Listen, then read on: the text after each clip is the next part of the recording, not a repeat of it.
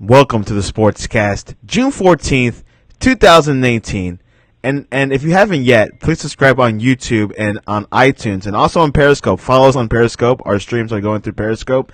And if you're on Facebook, turn on the notification and follow us on Sleon Productions. And today's a special day, June 14th, a day that we wait every 4 years, and it's World Cup Day. And to join us to talk about it is Ryan Christa. Ryan, welcome to the Sportscast. Thanks, Santiago. I'm glad here to talk a little sports with you. Yes, before we get to the World Cup, let's talk to the NBA Finals. Let's conclude it. Let's wrap this one up. What were your final thoughts? Well, the result didn't surprise me. Kind of wishful thinking that the Cavaliers, I don't know if they were able to win the title, but at least for more than just the clean sweep. But after game one, it just seemed like the winner was knocked out of their sails. They gave another great effort at game three, and once that didn't work out, game four is inevitable going to be a win for the Warriors and another championship title for them. But LeBron James took the team on his back. Brought them to the championship 8 straight years in the finals. I don't think this gets enough pub in the press. This man is remarkable. And he's brought good teams to the finals. He's brought bad teams to the finals. He's brought average teams to the finals. It doesn't matter what kind of team he has. He continually brings them to the finals. I know his record isn't the best in the finals, but still, that just. I still don't think he gets enough respect for being able to do what he does. But going to the Warriors, for a lot of the playoffs, it seems like they were in cruise control. But then they seemed to really wake up in the finals. Kevin Durant, Steph Curry kind of put it all together. And when they're making those tough shots from, 30, 40 feet away, what can you do? There's not much, it's hard to play defense that far out. But, they're a remarkable team, remarkable shooters. They play a fun brand of, basketball. They're well coached. It's a great team, but the interesting part is, how long can they keep this core together? But time will tell in the next couple of offseasons. Yes, I think the Warriors will be okay till at least next year. Quick prediction: where do you think LeBron will be going next season? Yeah, that's $1 million question. Obviously, when you start to talk about next year, you really can't talk about next year until you find where the greatest player in the world is going to be playing next year. I guess I'm going to go with my hopes, and I hope he just kind of stays in Cleveland. From there, he's liked there, he's loved there. He continuously pushes them to the finals. He got their first ever title a couple of years ago. I'm going to stay there. But, I think Philadelphia is very intriguing because they got such a young core there. Does he go to Houston and kind of join forces, with his buddy Chris Paul and James Harden? Or does he kind of start fresh, with LA? It was a young team, it's kind of unknown right now, LA, but they do have potential, and it's LA, the Lakers, it's the most famous franchise in the NBA, so those are the strongest candidates right now. I know you hear talks about the Celtics, but to me, it just seems weird because Kyrie Irving left to get away from LeBron James, and I don't think that's a great marriage if they bring them back together. But you never know, and I think, we got the draft next week. The Cavaliers, a unique position, going to the finals, and yet they still had the 8th pick they got from and traded the Nets a couple of years ago. So they got in a position to add a really great player. We'll talk about the draft maybe next week, but with a deep draft like that, you can still find a game-changing player, the 8th player in the draft. So if that player intrigues LeBron James enough to stay, that's kind of the hope right now. Yeah, you're right. I would think Philadelphia is the right spot if he had to move. I think he should stay with Cleveland, retire as a Clevelander, and I mean he might have 3 more seasons, but maybe he's taking care of himself just like Brady is for the Patriots. But we'll see. We don't know how long this guy will last.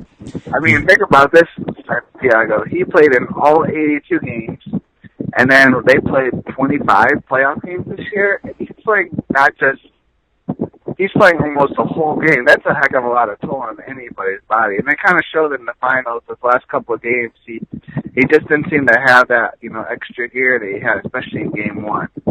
But, that's just, we're human beings and we can only go so far. Exactly. We don't know what his lifespan is. He hasn't had a serious injury yet. And I think punching like the whiteboard and hurting his hand is probably not saying much, but we'll see what happens. LeBron's unpredictable, but I think he should stay in Cleveland. Let's go through the World Cup predictions. Are you ready to name your top 2 for each group? Let's go for it. Yeah, let's do it. Group A contains Russia, Saudi Arabia, Egypt, and Uruguay. Who are your top 2? I'm going to go with Egypt and Uruguay. Good pick. Two things that I'm really you're going to see my predictions. I think North Africa is a very, with Egypt, Morocco, and Tunisia, it's very unique to see these teams, I think, with a lot of, talent that's playing in high European clubs, so you're not going to see a lot of those teams in my prediction. And Uruguay, they're a solid South American team, usually well organized. They play good defense. They don't necessarily score a lot of goals, but that they're gonna, they're usually there at the end because of the way their playing style. There you have it. I also picked Uruguay and Egypt to go. I think Russia is a weak team. Yes, they're their home team, but I'm not convinced. I think Egypt, Mo Salah will be playing against Uruguay this Saturday, which doesn't mean he'll be starting, but he will be playing. And Egypt tied Colombia 0-0 in a friendly, so there might be something to that. So we'll see what happens. Group B contains Portugal, Spain, Morocco, and Iran. And keep in mind, Spain fired their coach yesterday, so there might not be all there psychologically. Let me ask you that, British Santiago. Do you think that's because you took the Real Madrid job? Do you think the Spanish Federation wasn't happy about that? Yeah, I was hearing that the head of Federation of Spain is a Barcelona guy, I think. But at the same time, the coach, I would not turn down. I would not turn down that Real Madrid job. I would have announced it afterwards. But if that's how it goes, yeah, I think the timing of taking the job was not great. I think what I think is, whether the Spanish guy is a Barcelona guy or not, it's just that now everybody in the country is thinking his mind's not on the World Cup. It's about coaching, Real, but I don't agree with the firing it, but I also don't agree with announcing taking a job right before going to the World Cup. But yeah, there's a lot of. But it's a very tough job to refuse, though. Tough job to refuse. I would not turn that job down. I mean, it's a once in a lifetime. I just think publicly announcing it. They could have. Yeah, they could have postponed it, but a little bit, but. Yeah. Yeah, I can't turn down coaching the greatest team in the world. Yeah. And that alone was that it's done. Stepping down, that's another story in itself. Where is he going? How do you give up that job? I don't know if the situation was, Madrid told him, look, you take the job now, or we could just move on to the next candidate. Yeah, that's probably what happened, but, again, so, you got, this team, obviously, Spain's always been extremely talented. You got Portugal, who is talented, but, with a little long in the teeth. And then we go back to Morocco and another... and out. I mean, it's very possible. Morocco is a good team. Don't get me wrong. Morocco's a good team. I'm going to stick with Spain and Portugal. I don't know what's going to happen. They have a good crop of players there. They have a good full engine. So even if they're not all there, I mean, they can still pull it out. But I definitely think Portugal will win the group. I don't trust Portugal 100%, but... as far as history, I think Portugal will make it out. Groups. We talk, Santiago. We talk about LeBron James being the best player in the world and carrying his team. It's hard. We still think Cristiano Ronaldo is the best player in the world. He carries Real Madrid. Each year. I still think, even though he seems to not be able to put Portugal through, to the next round always in the World Cup, but, it's hard to say no against him. Exactly. Cristiano, this might be, his last World Cup that he'll participate also with Messi, but we'll talk about Argentina a little bit later. Group C contains of France, Australia, Peru, and Denmark. I say France, Peru. Who's your top two? I gotta go with that too, Santiago. Peru's an interesting team. We don't always get to see them win the World Cup always. That's just how competitive, the South American bracket is. But, they're a talented team. And France is obviously another talented European, To get to the World Cup in the European, bracket, you gotta be pretty good, right, Santiago? We got good teams like Italy not making it through the World Cup. But, there's just too much talent. They're too deep. France, I think they kind of cruise through this group, though. Yeah, and then we got Denmark. Denmark did beat Mexico 2-0 the other week, which kind of surprised me. I think Denmark. You can't put too much stake in these last minute, these last games before the World, because you're not playing. You're usually playing a lot of players who don't play in the World Cup, but you're saying who you want to bring over, your last spots, You can't take too much into those last game, friendlies before the World Cup. Yeah, I don't know. I mean, we'll see what happens, but I still think Peru will pull it out. I think Peru has that motion, has that energy coming back, and I think... they're young team to watch. I think they're going to surprise a lot of people. Yeah. Obviously, that Peru and Denmark match will be huge, so we'll see what happens. And France has a loaded squad. We talk about France. We know France is going to probably get on, no matter just, even if they don't play their best. But it always seems like when you put a lot, was it in South Africa, where you thought France was going to cruise through their bracket, and they did what were horrible. They had a mutiny. France is a very fickle team sometimes, though, too. Yeah, France is, I believe, the most talented team after Belgium, maybe more than Belgium. It depends who you ask. But, France, I don't trust them, even though... I don't see them winning 2 in a row. For some reason, I think they just, have a good games, but then they'll have, a really, really bad game or choke game. But EA Sports did predict France to win the World Cup, and EA Sports has been right the past 2 World Cups.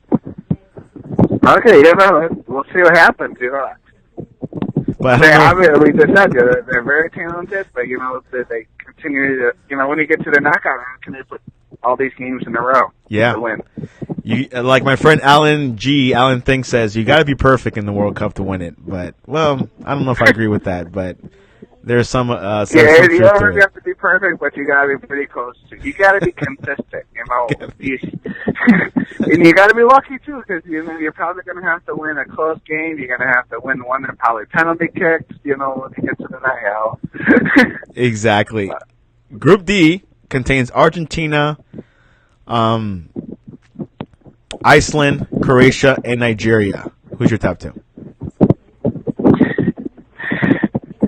This might be out of, I'm going to go Argentina, and I'm going to go Iceland. Me too.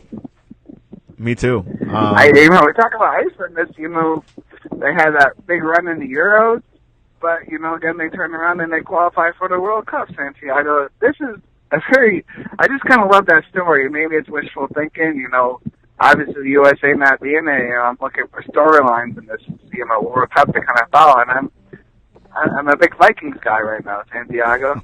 Not the Minnesota Vikings. And then with Argentina, obviously, we talk about Ronaldo with Portugal, and you got Messi with Argentina. Is this the year Messi can finally hoist the trophy, though? They got a good team around them, so...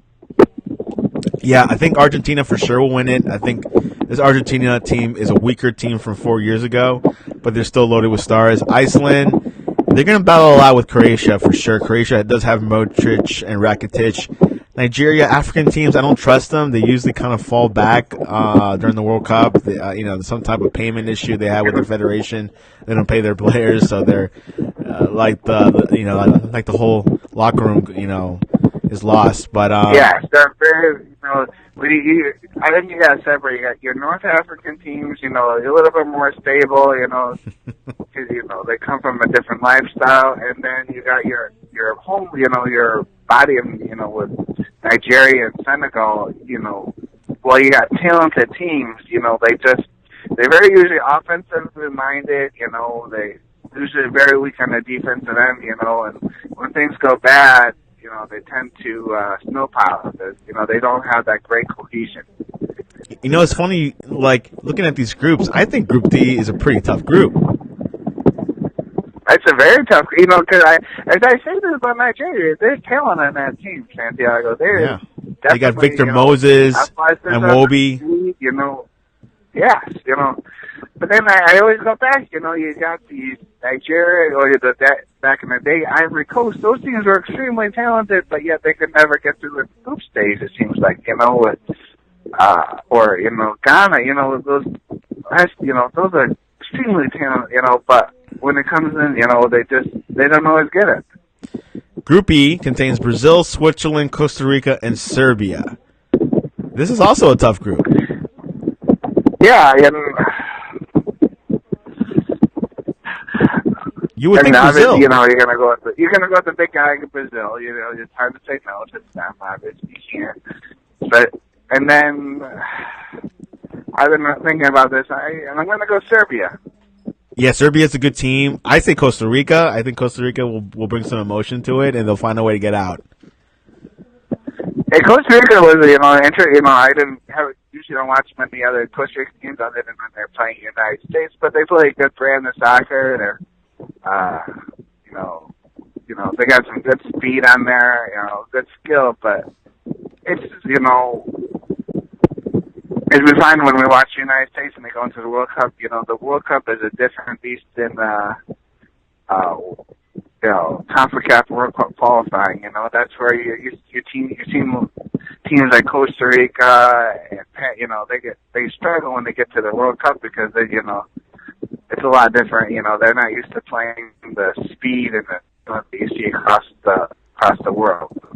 Yeah, it's but Brazil, which we'll get to the end who your top teams to win it, but I definitely think Serbia is a good team. I heard, but we'll see what happens. Group E is a tough. Yeah, I just seen a little bits and pieces that qualifying and but I do they see either the Croatia, the Serbia, they're finely tuned, great ball handling teams. They're not always the most quote unquote talented, but they individually they do well for themselves. Yeah, they got Matic, they got Ivanovic, so we'll see if that squad could pull together. Group F: Germany, Mexico, Sweden, South Korea. Also a tough group. Yeah, I'm gonna go with the big dogs: Germany, Mexico. Yeah.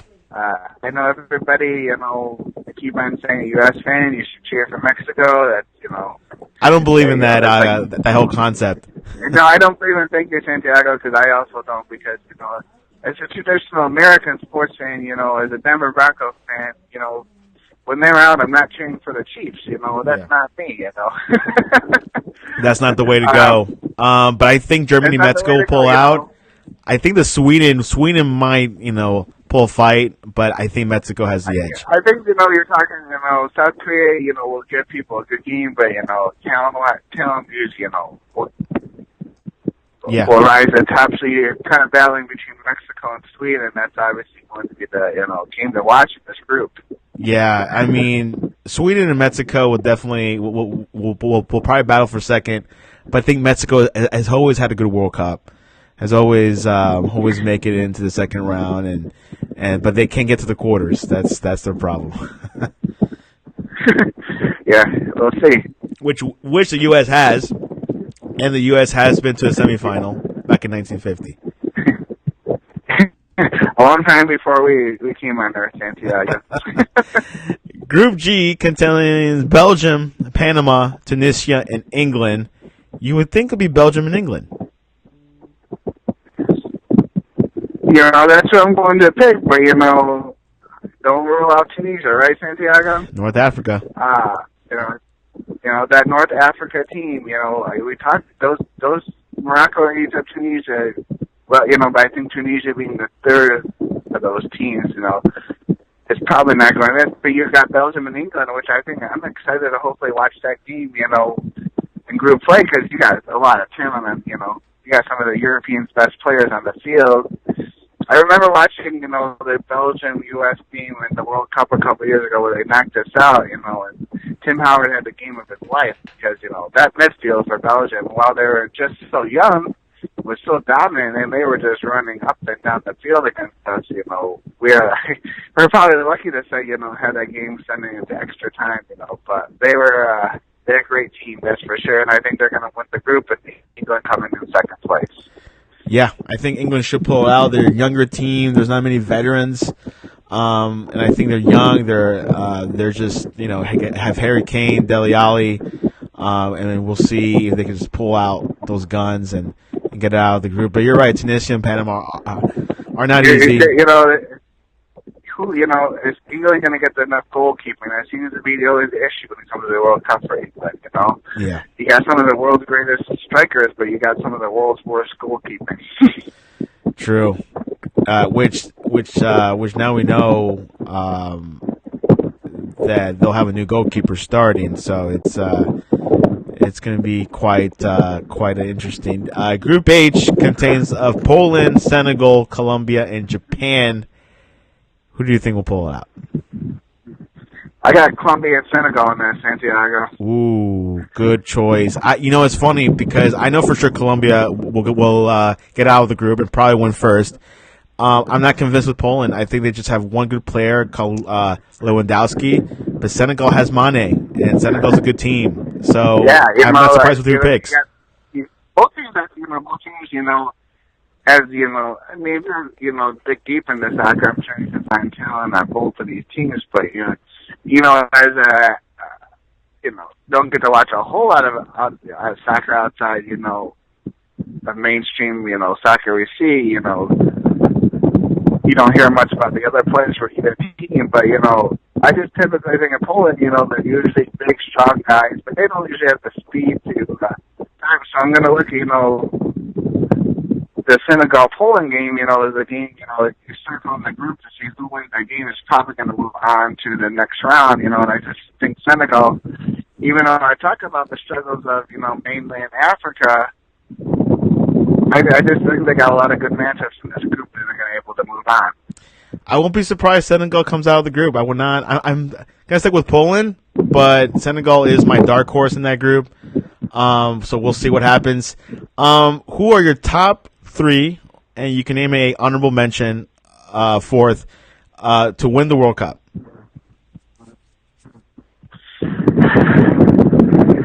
I'm gonna, maybe because I'm a fan of their waffles, but I'm gonna go Belgium. Wow. I'm going to go Argentina. Okay. And I am going to go Germany. Okay. And you and my honorable mention? I'm going We missed that. Let's go Iceland, Santiago. My top three are Germany, Brazil. I did have Spain a couple days ago. I'm going to scratch that. I'm going to say France. And okay, and my honorable mention would be Portugal. Dark horse. Okay, that's good. You know, I was telling my wife was asking who I think is going to win. You know, and I said, you know, you got two choices to really go from, you know, and two broad choices. I mean, you can either choose a team from Europe or you choose a team from South America. So that's the way I do it. Yeah. I mean, we'll like to see a South American win because they haven't won it since 2002, and I think Brazil has the better chance than Argentina. But you know, never rule out Argentina because they still have Messi and the best player in the world right now, or Ronaldo. Depends who you ask. Yeah. You know, they're both. It's like 1A, 1B. You know, they're both great in their own way. But you know, about the beauty about the World Cup is that, you know, we find unique stories. You find about players you don't necessarily hear about because they may not be playing in the top leagues, you know. And for those players, this is a great opportunity to go and make some money because you get to showcase their talent. You know, it's only a year after the World Cup. We see a lot of different signings from top European clubs of these players that you may not have heard of before. True. This is a good opportunity for scouts to get, you know, new players in their clubs. You know, we'll probably see a player that we never heard of play for Arsenal next year or for Manchester United. So this is a good opportunity to showcase, and you know these players will work hard. Real quick, NHL Stanley Cup Finals. Were the Capitals the true team to win it? You know, we go back to, you know, as a Pittsburgh Penguins fan, you know, we've been, you know, the kryptonite to the Capitals for several years, and Sidney Crosby's been the kryptonite to Alex Ovechkin. You know, Alex Ovechkin, you know, maybe the best player in the world, but he can never really do it in the playoffs consistently. But you know, I said it, you know, before the year, this Capitals team was different. They were tough. They were gritty. You know, you could punch them in the mouth and they were going to get back up. In previous years, you could do that to the Capitals, and they didn't have the resilience that they had this year. You know, many times they could have just, you know, gave up, but you know they kept them fighting. And you know, I don't, you know, they may not have been the best team in the NHL skill-wise, but they were the best team in the playoffs, and that's all that matters. Yeah, they wanted the expansion team could pull it off once of a lifetime, but maybe, you know, Vegas has a true future ahead of them, and hopefully they'll win it eventually. Who do you have? Yeah, you never know. You never know. So you never know. You know, they're very unique. It's such a weird story, you know, about how they put these expansion teams together. You know, I don't. For Stanley, you know, for Stanley got reasons it's going to be hard for them to be able to continue to put this team on the ice next couple of years. So I do think Vegas will probably hit rock bottom before they go back to the Stanley Cup. But that's just my prediction. And that's it for hockey we have today. Who do you have for the first game? Russia, Saudi Arabia. I think we talked about these are probably the two lowest finishers in Group A. But, you know, being the hometown team, you know, first team, I'll go with Russia. And Uruguay, Egypt. I'm going to say tie. A tie. Say that? Yeah. Ties are allowed in the World Cup in the first round. And finally, Portugal, Spain. Since I picked Portugal to move on, so I'm going to say they're going to win this game. Yeah, I think Portugal's... There's going to be, you know, that game is going to be unique. You know, that's going to tell us who their coaches are just going to worry about their play on the field. So it'll be a good test of what's happening off the field, what they do on the field against Portugal. In the locker room, yes. I have Russia winning today. I have Uruguay beating Egypt. And I got Portugal beating Spain. Portugal is going to be feeling really good beating their rivals, Spain. Ryan, how can people reach you? Yeah, Twitter, the Mad Dog Report 18, and then maybe look me up on Facebook at Ryan Christa. Ryan, nice talking to you, Santiago. Talking sports. It's always great talking sports. You'll be around to talk about World Cup throughout the World Cup, right? I'll be here, yeah. You know, next week we should, you know, talk about the NBA draft, too.